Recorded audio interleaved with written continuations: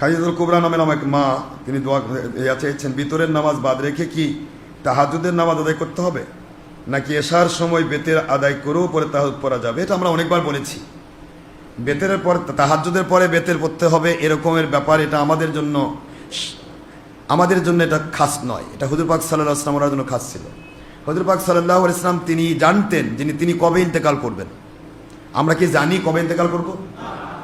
এখন তাহাজ্জুদের জন্য যদিও তাহাজ্জুদের পরে বেতের পড়া খাস সুন্নতের অন্তর্ভুক্ত, হুজুর পাক সাল্লাল্লাহু আলাইহি ওয়াসাল্লাম তিনি তাহাজ্জুদ পরে বেতে পড়তেন, কিন্তু আমরা তাহাজ্জুদের জন্য বেতে রেখে দিলাম। তাহাজ্জুদ নামাজ আপনি উঠে পড়তে পারবেন এরকম গ্যারান্টি আপনার আছে? তার আগে আপনি মরে গেলেন, তাহলে বেতের নামাজ যে ওয়াজিব এটা তরকের গুনাহ হয়ে গেল, কবিরা গুনাহ নিবৃত্ত হবে। এই জন্য আমরা বলি আমরা বেতের ফজর আপনার কি বলে এশা নামাজ পড়ে পড়বো, এরপরে তাহাজ্জুদ নামাজ নির্দিষ্ট সময় পড়ে নিলে কোনো সমস্যা নেই। তাহাজ্জুদ নামাজ বেতের পরে যে নফল নামাজ পড়া যায় তার প্রধান দলিল হলো আপনার তিরমিজি এবং ইবনে মাজার হাদিস। হুজুর সাল্লাল্লাহু আলাইহি সাল্লাম ওহুয়া জাল সাল্লা রাসূলুল্লাহ সাল্লাল্লাহু আলাইহি ওয়াসাল্লাম বাদাল বেতরি রাকাতাইন খাফিফাতাইন ওয়া হুয়া জালিসুন। হুজুর পাক সাল্লাল্লাহু আলাইহি সাল্লাম তিনি বেতের নামাজের পরে 2 রাকাত হালকি নফল পড়তেন, তা বসে থেকে পড়তেন। সুবহানাল্লাহ বলেন।